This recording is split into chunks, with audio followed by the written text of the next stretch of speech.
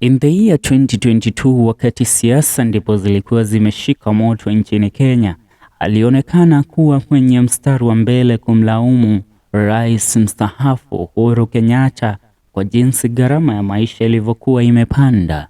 Mwimbaji wa nyimbo za kegosho nchini Kenya, Muigai wa Njoroge. Na kwa sasa maisha jinsi ambavyo yamebadilika ni baada ya Rais William Ruto kuchukua ushukani na kuwa kwenye hatamu zaidi ya mwaka moja kama rais wa Jamhuri ya Kenya. Haya ndiyo ambayo Muigai anayasema kuhusiana na Ruto kuwa kwenye kiti, na bado mwaka moja baadaye Muigai anaelekeza kidole cha lawama kwake Rais mstaafu Uhuru Muigai Kenyatta. 1 year ago, Kenyans turned out in great numbers to elect a new president with hopes that the cost of living, which was very high, would get down. It was a contest between two main candidates who were the current President William Ruto, who claimed he was a hustler, and former Prime Minister Raila Odinga, who was being supported by former President Uhuru Kenyatta.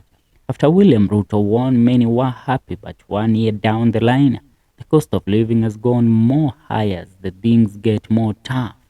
Among those who were supporting William Ruto includes popular Kikuyu gospel musician Muigai wa Njoroge, who was totally against former President Uhuru Kenyatta, and he called him a dynasty. He claimed that hustler or the son of a poor man was going to turn around everything, which is yet to happen. Nowadays, he is forced to answer to many questions from his followers, who claim he misled them in electing the current administration. Some hours ago, he posted on Facebook, and Kenyans were all over attacking him over the current administration. Muigai didn't lack a phrase which he used to silence them while putting the whole blame to the former head of state. He replied to several comments saying former President Uhuru Kenyatta left the country with so many loans, which Ruto is doing all he can do to pay. One of his followers asked him to tell them about Ruto, saying he is working more hard to make poor people suffer more.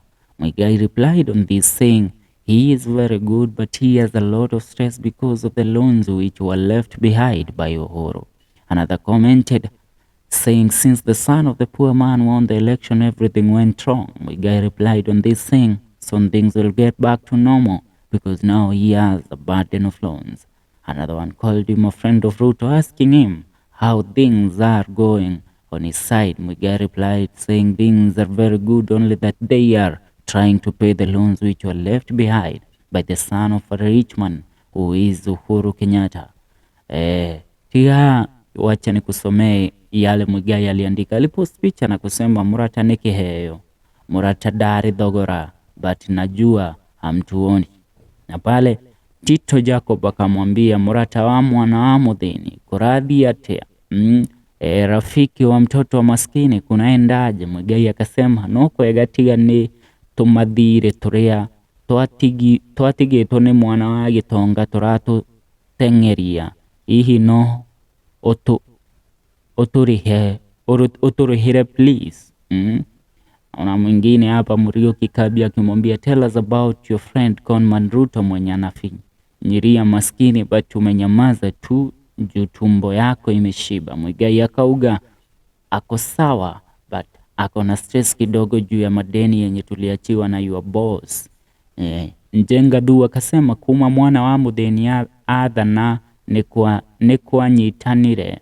Anaambiwa noka hora maudu maseji tondu thire ni murigo. Susan Wangui anasema kware kurathe nigugoka mwana wa muthini. Anaye Muigai anamwambia aturihie niguo ahote guturihira mathire tutikana taho. That's what's up.